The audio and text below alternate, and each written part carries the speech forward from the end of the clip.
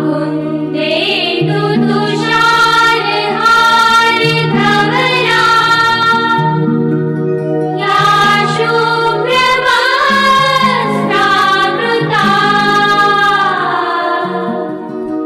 या वीणावरदण्डमण्डितकरा या श्वेतपद्मासना या ब्रह्माच्युतशङ्कर प्रभृतिभिः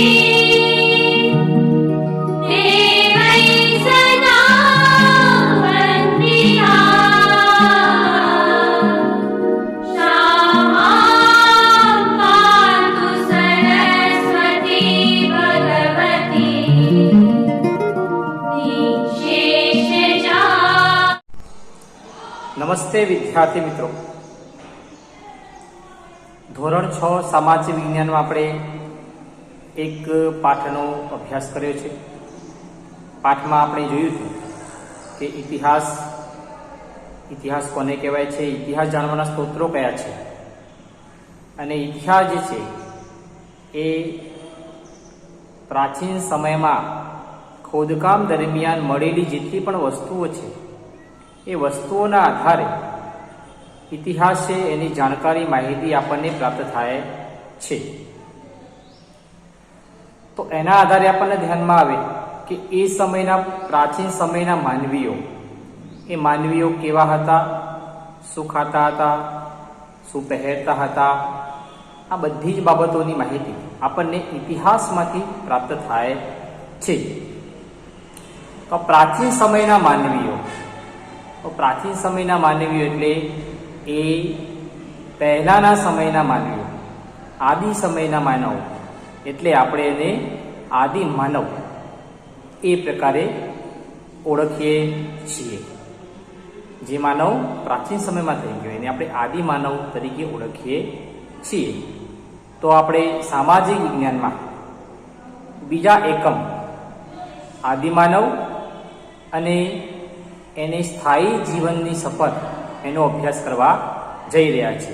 પાઠ નંબર 2, આદિમાનવથી સ્થાયી જીવનની સફર. તો આદિમાનવ કેવો હતો, ક્યાં રહેતો હતો, શું ખાતો હતો, શું પહેરતો હતો, અને ત્યાંથી લઈ અને એનામાં જ્ઞાન આવતું ગયું, જ્ઞાનમાં વધારો થતો ગયો અને ધીરે ધીરે તે સ્થાયી થયો અને સ્થાયી જીવનની એની સફરની શરૂઆત થઈ. એ આપણે આ એકમમાં જોવાના છીએ. તો આપણે મુસાફરી કરીએ તો મુસાફરી અલગ અલગ રીતે કરીએ છીએ. પ્રાઇવેટ વાહનમાં કરીએ છીએ, બસમાં કરીએ છીએ, ટ્રેનમાં મુસાફરી કરીએ છીએ.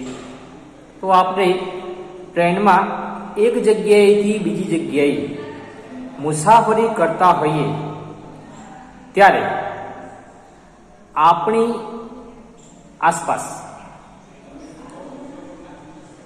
રસ્તામાં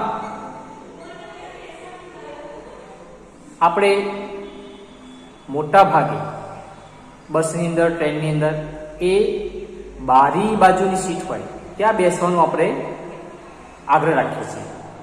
કેમ? બારી બાજુ બેસીએ તો બહારની આવતી જતી બધી વસ્તુઓ છે એ આપણને જોવાનો આનંદ આવે છે. એટલા માટે આપણે બારી પાસે બેસવાનો આગ્રહ રાખીએ છીએ.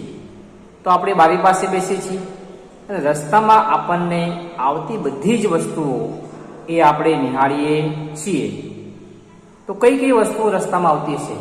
રસ્તામાં આપણને ક્યાંક વૃક્ષો જોવા મળે, બળદગાડા જોવા મળે, ઊંટલારીઓ જોવા મળે, રિક્ષાઓ જોવા મળે, બસ જોવા મળે, ટ્રેક્ટર જોવા મળે.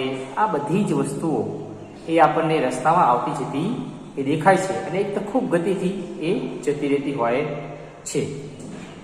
આ બધું જોતા આપણા મનમાં એવો પ્રશ્ન થાય કે વાહન વ્યવહાર એ ક્યારથી શરૂ થયો હશે? વાહન વ્યવહાર એ કેટલા સમય પહેલા શરૂ થયો છે? તો થોડાક પાછળના વર્ષમાં આપણે જઈએ ત્યારે આપણને ધ્યાનમાં આવે કે આપણે જે રેલવેમાં મુસાફરી કરીએ છીએ એનો શરૂઆત તો આશરે 150 વર્ષ પહેલાં એની શરૂઆત થઈ હતી. અને આપણે જે વાહનો રસ્તામાં જોઈએ છીએ તેમાં સૌથી જૂનું કોઈ વાહન હોય તો તે છે બળદગાડા. તો પ્રાચીન સમયમાં જે પણ માનવ હતો એ મુસાફરી પહેલાં કરતો તો ચાલતો જતો હતો, પછી ધીરે ધીરે એ પાલતુ પશુઓને પાળતો થયો અને આવી રીતે બળદગાડાની શરૂઆત થઈ. તો સૌથી પ્રાચીન કોઈ વાહન હોય તો એ છે બળદગાડું. તો બળદગાડું સૌથી જૂના છે. તે પહેલાં હજારો વર્ષ પહેલાં જે માનવી પાસે આવા કોઈ પણ પ્રકારના એ વાહનો વગેરે હતા નહીં, તેથી તે એક જગ્યાએથી બીજી જગ્યાએ પગપાળા જતો હતો. અને આ પ્રકારે માનવી એ એક જગ્યાએથી બીજી જગ્યાએ સતત ભટકતો રહેતો હતો. તો આપણો આગળનો બિંદુ છે આદિમાનવ અને ભટકતું જીવન. આદિમાનવ એ એક જગ્યાએથી બીજી જગ્યાએ ખોરાકની શોધમાં સતત ભટકતો રહેતો, એટલે બિંદુનું નામ છે આદિમાનવ અને ભટકતું જીવન. આપણા મનમાં એવો પ્રશ્ન થાય કે આદિમાનવ એટલે કેવા માનવ?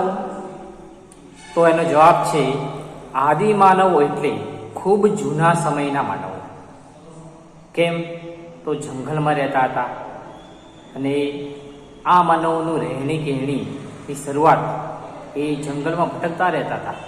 પછી ધીરે ધીરે બધી શરૂઆત થઈ. તો આદિમાનવ કેવા માનવો છે? આદિમાનવો એ ખૂબ જૂના સમયના માનવો છે. પ્રશ્ન પૂછાય કે આદિમાનવો કેવા માનવો છે? તો આદિમાનવો ખૂબ જૂના સમયના માનવો છે.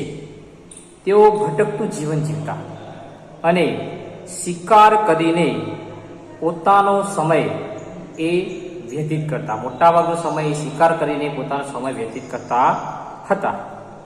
માનવીની જે આ અવસ્થા હતી, આ અવસ્થાને હન્ટર ધ ગ્રેધર એટલે કે શિકાર કરવો અને એકઠું કરવું એવું કહેવામાં આવે છે.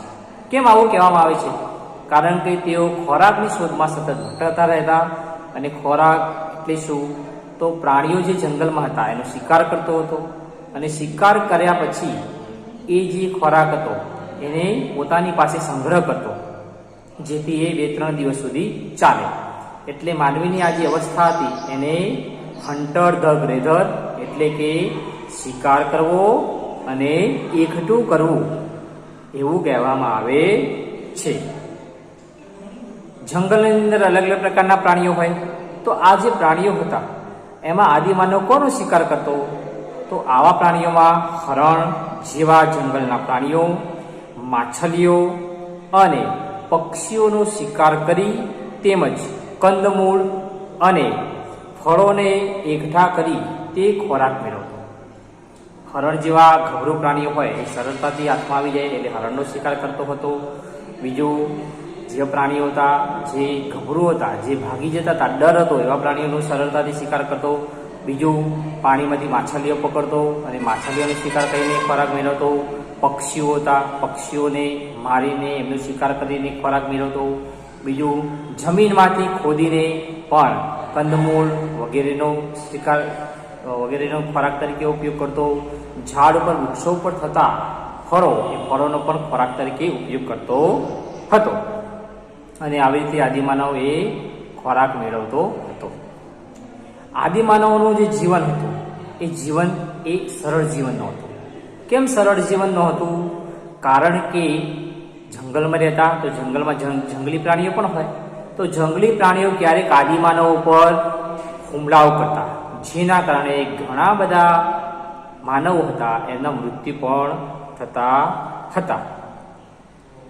બીજું, ઘણા પ્રાણીઓ હતા એ દોડવામાં ખૂબ ઝડપી હતા, પણ ઝડપી હોવાના કારણે એ આદિમાનવના હાથમાં એટલે માનવના હાથમાં સરળતાથી આવતા ન હોવાથી તેઓ ખોરાકની શોધમાં એક જગ્યાએથી બીજી જગ્યાએ એ સતત એ ભટકતા રહેતા હતા. ફળ, ફૂલ, કંદમૂળ વગેરે કયા કંદમૂળ ખાવા, કયા ફળો ખાવા એમને પણ એની માહિતી હતી. એટલે ક્યારેક એવું પણ બનતું કે જંગલની અંદર સારા ફળો પણ થાય, કડવા ફળો પણ થાય. એટલે ઝેરી ફળો ખાવાના કારણે, કંદમૂળ ખાવાના કારણે ઘણા બધા જે માનવો છે એ માનવોના મૃત્યુ પણ થયેલા જોવા મળે છે. જેમ જેમ એના જ્ઞાનમાં પછી ધીરે ધીરે વધારો થતો ગયો. એના ધ્યાનમાં આવતું ગયું કે આ ફળ ખાવા લાયક છે, આ ફળ ખાવા લાયક નથી. અને આદિમાનવો હતા એ મોટા ભાગે કેવા પ્રાણીઓનો શિકાર કરતા હતા? તો તેઓ હરણ, ઘેટા બકરા, જે પ્રાણીઓ સરળતાથી મારી શકાય, સરળતાથી એમનો શિકાર કરી શકાય એવા પ્રાણીઓનો આદિમાનવે શિકાર કરતો હતો. અને આવા પ્રાણીઓની શોધમાં એ ખૂબ લાંબા સમય સુધી એને ભટકતું રહેવું પડતું હતું. કારણ કે આવા પ્રાણીઓ જે છે એ પ્રાણીઓ સરળતાથી હાથમાં આવતા નહોતા. બીજું, ખોરાકની સાથે સાથે પાણી પણ એ જીવન જરૂરિયાતની વસ્તુ હતી. જેના કારણે એમને ધ્યાનમાં આવતું ગયું કે પાણી છે, પાણી એ પીવા લાયક છે, પાણી પીવાના કારણે તરસ છીપાય છે અને પાણી પોતાના જીવવા માટે પણ જરૂરી છે એવું ધ્યાનમાં આવતું ગયું. તેથી તેઓ મોટા ભાગે જ્યાં પાણી મળી રહેતું એવા સ્થળો પર તેઓ રહેવાનું પસંદ કરતા હતા. તો આ પ્રકારે એમનું જીવન હતું, ભટકતું જીવન હતું. આ ભટકતા જીવનમાંથી એ આદિમાનવ ધીરે ધીરે એ એક જગ્યાએ બીજી જગ્યાએ તો ભટકતો રહેતો, પણ જંગલની અંદર ઘણા એવા પ્રદેશો છે જ્યાં આદિમાનવના વસવાટના સ્થળો એ પ્રાપ્ત થયા છે. કે આદિમાનવ કયા કઈ જગ્યાએ જંગલમાં રહેતો હતો, કેમ જંગલમાં આના વસવાટના સ્થળો પસંદ કર્યા છે, કેમ આવા બધા સ્થળો એ મળ્યા છે? કારણ કે બારે માસ એ ભટકતું જીવન જીવી ન શકાય. ચોમાસામાં આવે, ચોમાસામાં વરસાદ પડે, વરસાદથી બચવા માટે તેઓ શું કરતા? તો મોટા મોટા વૃક્ષો હતા જેના પાંદડા મોટા હોય એની નીચે તેઓ વસવાટ કરતા. તેઓ ગુફાઓમાં વસવાટ કરતા. પ્રાણીઓ છે, પ્રાણીઓની જે ગુફાઓ હોય ગુફાઓમાં વસવાટ કરતા. અને રાત્રે પ્રાણીઓથી બચવા માટે તેઓ અગ્નિનો ઉપયોગ કરતા હતા. તો આવા અનેક વસવાટના સ્થળો એ ભારતમાંથી પ્રાપ્ત થયા છે. તો આપણે આગળના પાઠમાં જોયું કે ઇતિહાસ છે એને આપણી નજરની સમક્ષ કોણ લાવે છે? તો પુરાતત્વશાસ્ત્રીઓ અને ઇતિહાસકારો આ ભૂતકાળ છે, આ ઇતિહાસને આપણી નજરની સમક્ષ લાવે છે. તો પુરાતત્વશાસ્ત્રીઓ, નૃવંશશાસ્ત્રીઓ જે વંશોનો અભ્યાસ કરે છે, જે વંશો હોય એ વંશો પૂરા થઈ ગયા હોય, એ વંશો ખતમ થવાના હોય, આવા વંશો છે એનો એ પોતે અભ્યાસ કરે છે. નૃવંશશાસ્ત્રીઓ અને ઇતિહાસકારો આ બધા જ લોકો સાથે મળીને ભારતના આદિમાનવના વસવાટના અનેક સ્થળો એમણે શોધી કાઢ્યા છે. સાથે સાથે તેઓ જે ઓજારો વાપરતા તેની માહિતી પણ તેમણે શોધી કાઢી છે. આદિમાનવ શિકાર કરવા માટે કયા કયા ઓજારોનો ઉપયોગ કરતો હતો એની માહિતી પણ તેમણે શોધી કાઢી છે. તેઓ પથ્થર અને લાકડાના હથિયારો અને ઓજારોનો ઉપયોગ એ શિકાર કરવા માટે કરતા હતા. શાનો ઉપયોગ કરતા? પથ્થર અને લાકડાના ઓજારોનો ઉપયોગ. સાથે સાથે ક્યારેક હાડકાના ઓજારોનો પણ ઉપયોગ કરતા. પ્રાણીઓ મળી જાય, પ્રાણીઓના હાડકા હોય એ કેવા હોય? તીક્ષ્ણ હોય. તો એનો ખોરાક તરીકે શિકાર કરવા માટે એ હાડકાનો પણ ઉપયોગ કરતા હતા. તો પરીક્ષામાં પ્રશ્ન પૂછાય, આદિમાનવ શિકાર કરવા માટે કયા કયા ઓજારોનો ઉપયોગ કરતો હતો? તો આદિમાનવ શિકાર કરવા માટે પથ્થરો, લાકડાના ઓજારો અને હાડકાના ઓજારોનો ઉપયોગ કરતો હતો. શિકારી અને ભટકતું જીવન જીવતા માનવો પથ્થરની ટેકનોલોજી સાથે એ સંકળાયેલા હોવાથી આ સમયને પાષાણ યુગ પણ કહેવામાં આવે છે. શિકાર કરવા માટે તેઓ પથ્થરોનો ઉપયોગ કરતા. તો પથ્થરો છે, પથ્થરોના એ પોતે ઓજારો બનાવતા. તો પથ્થરની ટેકનોલોજી સાથે તેઓ સંકળાયા. અલગ અલગ પ્રકારના, વિવિધ પ્રકારના ઓજારો એમણે બનાવ્યા. એ આપણા પુસ્તકમાં, ચિત્રમાં આપણે જોઈ શકીશું. એમને કયા કયા પ્રકારના પથ્થરના ઓજારો બનાવ્યા. તો પથ્થરની ટેકનોલોજી સાથે આ માનવી હતો એ સંકળાયેલો હતો, જેથી આ યુગ છે એને પાષાણ યુગ પણ કહેવામાં આવે છે.